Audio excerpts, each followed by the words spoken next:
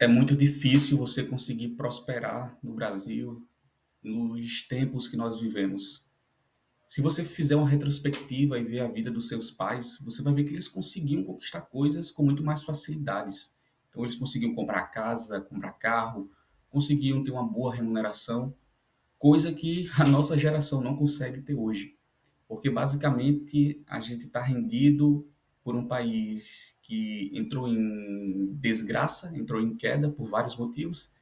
A gente hoje regido pela CLT, a gente vive em um estado de escravidão, então temos que aceitar aí trabalhos que pagam muito mal, que exigem um esforço muito grande, mas que não paga por esse esforço da forma correta. Então a nossa geração é a geração mais ferrada que existe nesse país e a gente está sofrendo e colhendo os maus frutos por conta disso. E recentemente eu fiz um vídeo falando sobre a geração Z e como eles estão negando aí trabalhos em supermercados por conta desses motivos que eu acabei de citar. Mas eu quero trazer uma nova perspectiva também sobre o pequeno empresário. E aí eu estou trazendo um vídeo para a gente reagir do canal Joab Mercearia, onde o Joab está fazendo aí uma leitura da situação dele como pequeno médio empresário, eu acredito, né? Que ele é dono de uma mercearia e tem suas dificuldades também. Obviamente, né, os grandes empresários, os grandes players aí desse setor conseguem gerar grandes lucros, o que não ocorre com os pequenos, né, que lutam aí no mar vermelho para conseguir ter um pouco mais de renda, né, ter a sua renda e manter a sua empresa viva de pé, que é algo realmente difícil. Então, vamos ver o relato dele e fazendo alguns comentários por cima. Esse vídeo vai ser mais um desabafo, na verdade, a minha situação atual, que eu compartilhei também numa outra rede social, recebi muita mensagem lá e resolvi trazer aqui para vocês também. Então vou resumir o mês de abril para vocês na minha opinião, tá? No que eu estou sentindo aqui na mercearia. É um mês no qual praticamente 99% dos itens aumentaram. A maioria das empresas aumentou, gente. Eu acho que isso tem muito a ver com o aumento na taxa de juros do Brasil. Tá subindo, tá subindo, tá subindo, tá subindo. Só que os produtos ainda estavam naquele preço. Mas agora em abril eu senti que as coisas aumentaram, gente. Todas as empresas praticamente. Claro, isso aí todo mundo está sentindo na pele, né? A gente vai no mercado toda semana e a gente vê que tudo aumenta e não é aumento de poucos centavos, né? Realmente tem coisa que aumenta R$ 1 de vez, R$ 2 de vez, de uma semana para outra. O café nem se fala, eu acho que em 12 meses o aumento do café já está beirando aí 80%. Então é algo realmente muito, muito pesado para o bolso do brasileiro e ainda mais para quem ganha só um salário mínimo, aí é que o peso vem com tudo, né? E aí é essa coisa, né? Os juros, o IPCA, a taxa Selic, tudo isso vai influenciar no preço final. A gente tem que lembrar que o supermercado é só a ponta final ali. É a ponta final que a gente tem em contato. E aí limita um pouco a nossa visão dos outros processos logísticos que acontecem atrás, né? Mas desde quem planta a matéria-prima, quem vai colher, quem vai fazer o processamento, todo esse processo, toda essa cadeia logística e cadeia produtiva vai empurrando os custos. Eles vão empurrando, empurrando até que chega no consumidor. E aí a gente chega no mercado, vê os preços totalmente elevados e a gente acha que a culpa é só do supermercado, né? Mas nem sempre. Eles vão gerar estratégias para não passar esse preço de uma forma gigante, mas mesmo assim a gente vai sentir, seja uma queda na qualidade do produto, ou seja, realmente um aumento dos preços, né? Todas as empresas praticamente aumentaram um pouquinho. E fica chato você repassar isso pro consumidor, fica chato, fica difícil. Não é tudo que dá para repassar assim na lata, sabe? Tem coisa que, cara, pega um pouco. Você fica assim, fala, putz, se eu botar mais um real ali, eu não vou vender. Se eu botar mais 50 centavos ali, eu não vou vender, entende? E isso atrapalha, isso atrapalha. E às vezes a gente é obrigado a colocar R$ 1, cara. O cliente vem e olha para você como se você estivesse assaltando ele. É chato, sabe? Esse mês foi um mês desanimador. Desanimador.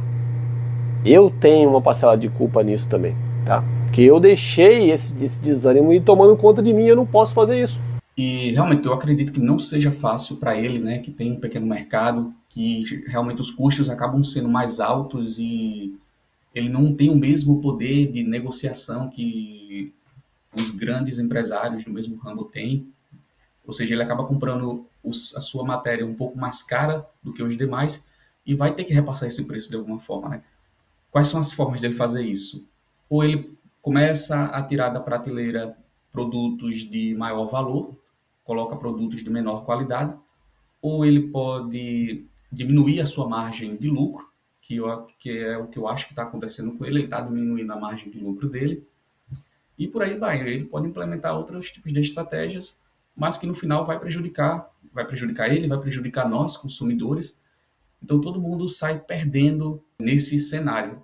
E como consumidor, a gente sente muito forte esse impacto, essa mudança, e a gente acaba não tendo muita saída.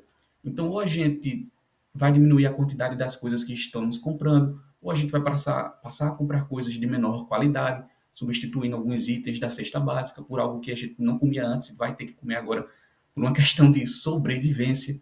Então, vejam que impacta todo mundo, mas uns a mais e outros a menos, já mas todo mundo é impactado de uma forma geral nesse cenário. O empresário e o consumidor também vai ser impactado. Geralmente eu estou aqui para apontar a solução para problemas. Mas esse mês foi um mês no qual os problemas vieram, as vendas foi caindo, porque o poder de compra das pessoas reduziu muito, gente. O dólar está alto, os juros, a taxa Selic está alta. E para que isso sobe? Para que a taxa Selic fica alta? Para poder controlar a inflação, para frear a economia. E quem é a economia? Somos nós, poxa. Somos nós. Então, quando eles sobem a Selic, prejudica diretamente a gente. Isso que a gente já vem sofrendo com outras coisas.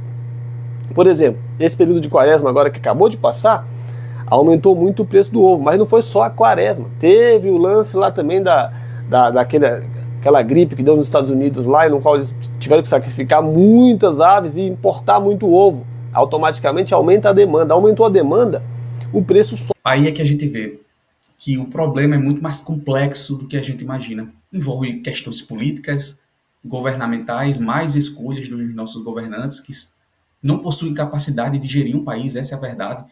Eles não possuem capacidade de gerir um país, roubam à torta e à direita, tomam mais decisões, e às vezes essas mais decisões são tomadas de forma consciente também, para lascar o pobre, né? Mais ainda. Se você acha que eles estão pensando no seu bem, mude de ideia, porque no final das contas é você por você mesmo. Então você vai ter que sambar aí para encontrar um jeito de ganhar um pouco mais de dinheiro, de se virar com o salário que você está ganhando. Não conte com o governo. E aí você tem outras questões que fogem o controle de qualquer pessoa, que são doenças, pragas, pestes que afetam lavouras, enfim. E como eu disse anteriormente, o que acontece numa ponta da cadeia, ela vai sendo repassada para as demais. Então é um ciclo. Ele disse aí o problema que teve com os frangos, né? Uma doença que teve na cadeia produtiva, no início da cadeia produtiva. Obviamente isso vai afetar os mercados e o consumidor. E a gente sente essa mudança, né? Então é meio difícil de ter esse controle, e o que pode ser controlado é justamente os governos, as políticas implementadas, né? O nosso país é muito deficiente nisso há muito tempo, uma inflação enorme. Apesar da gente ter tido um aumento no salário que superou a porcentagem da inflação, mas não foi suficiente porque a nossa moeda é muito desvalorizada, né? Frente ao dólar, frente a outras moedas, impacta de uma forma geral tudo. O preço sobe pra gente. Aí aumentou a demanda, mas o período da quaresma, que já é de lei, que o ovo sempre sobe. Beleza, acabou a quaresma. Aí o rapaz me entregou o ovo aqui quinta-feira. Sabe quanto que deu de diferença? R$10 só.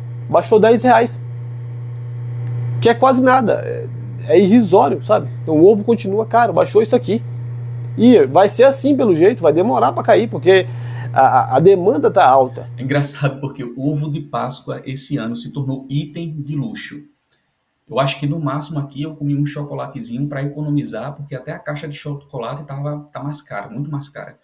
Ovo de chocolate você encontrava aí de R$90 para cima e olhe lá, eu acho que R$90 ainda era o mais barato. Então a coisa tá grave. Se a gente continuar caminhando assim, a gente vai começar a passar fome, porque não tem condições uma coisa dessa. Muita demanda, preço sobe.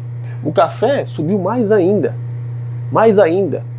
Então, fica difícil, sabe? O único item que tá baixando, para não falar assim, Joab, você tá só apontando coisa ruim. Não, o arroz caiu um pouquinho. Só que eu me lasquei. Por que eu me lasquei? Porque há pouco tempo atrás eu peguei uma promoção de arroz a R$ 22,99. Que pra mim tava um preçaço. Fazia muito tempo que eu não vi o arroz naquele preço. Eu fui lá e comprei bastante. Comprei uns 7, 8 fardos de arroz. Então eu tô com arroz aqui, que o meu preço de custo nele é R$ 22,99. Eu tô vendendo a R$ 25,99. 25,99. Só que o arroz agora baixou para R$ 19,99. Aí eu tomei, né?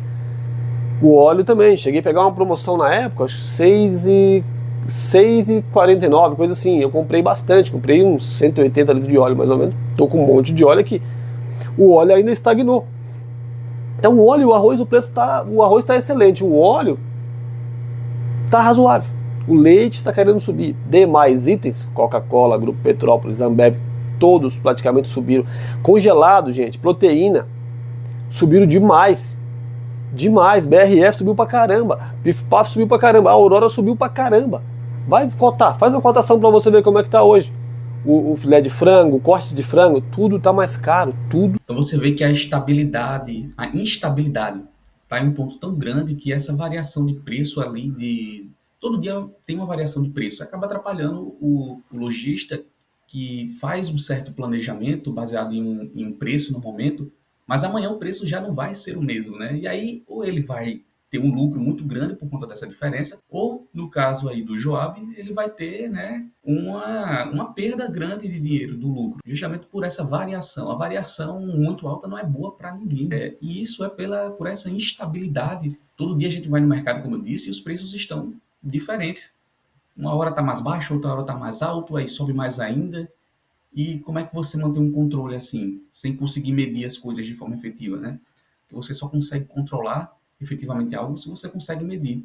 E sem essa medição, você está alheio aos riscos. Tá mais caro, tudo tá mais caro.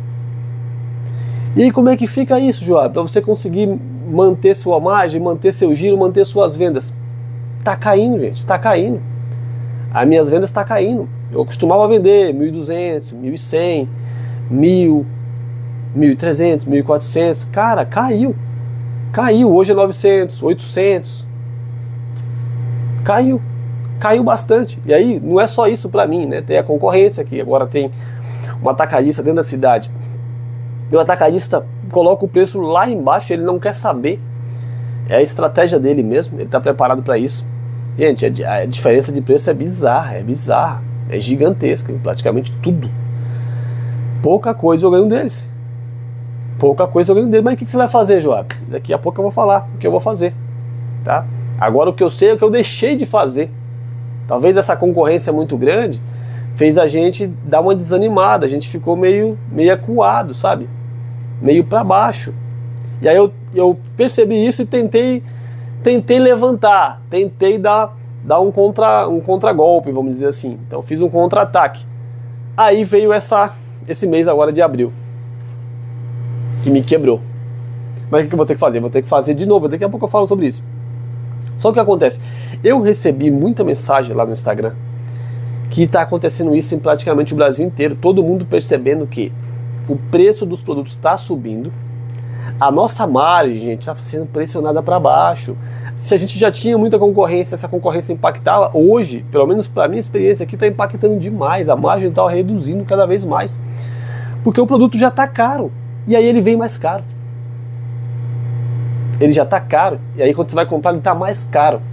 Eu acho que eu vou parar por aqui, pessoal, o vídeo, porque é um vídeo longo, né? E eu não quero me estender tanto. Eu vou deixar depois o link do vídeo do Joab para você assistir na íntegra. Mas o que a gente pode tirar de conclusão? Crise para todos os lados. Os preços sobem muito, o empresário não consegue trabalhar muito bem com essa instabilidade nos preços. Então, como eu disse, uma hora ele vai ter um lucro, outra hora ele vai ter uma perda desse lucro, vai trabalhar abaixo da margem que ele está acostumado. E, no geral, todo mundo sai perdendo. E aí tem o outro lado da crise, onde você tem uma geração onde a relação de trabalho tem mudado, eles não estão querendo mais se sujeitar a subempregos CLT que exigem muito esforço mas que não remuneram de acordo com essas exigências, né? Querem remunerar muito mais abaixo, justamente para manter uma margem de lucro também para eles mais alta, né? Então você vê que é um conjunto de erros, um conjunto de problemas crescentes e que a gente se vê sem perspectiva de uma melhora enquanto as coisas continuarem dessa forma. Seja você olhando para o governo, seja você olhando para crises externas das quais nós não temos controle. E, falando do Brasil, estamos lascados. A gente só sai perdendo disso. E aí você tem que se virar nos 30 para encontrar uma forma de ganhar mais dinheiro, de encontrar um trabalho que satisfaça melhor aquilo que você deseja, seja um bom salário, seja ter mais tempo para viver sua vida, seja ter mais tranquilidade mental para não adoecer. E aí você tem que se virar, cara. Não tem outra alternativa. Mas eu queria saber a sua opinião. Queria saber o que você acha de tudo que foi comentado. Se o Joab está certo, se ele é o vilão da história enquanto empresário ou não, se a culpa é dele, se a culpa é do governo. Deixa aqui sua opinião nos comentários. Não esquece também de curtir o vídeo, de se inscrever no canal para dar aquela fortalecida. A gente está só começando, né? Estou tentando trazer algumas melhorias. Ainda estou aprendendo com o processo. Mas é isso. O vídeo vai ficando por aqui. Depois eu trago outras coisas relacionadas a esse tema, se vocês gostarem. Mas é isso. Até o próximo vídeo.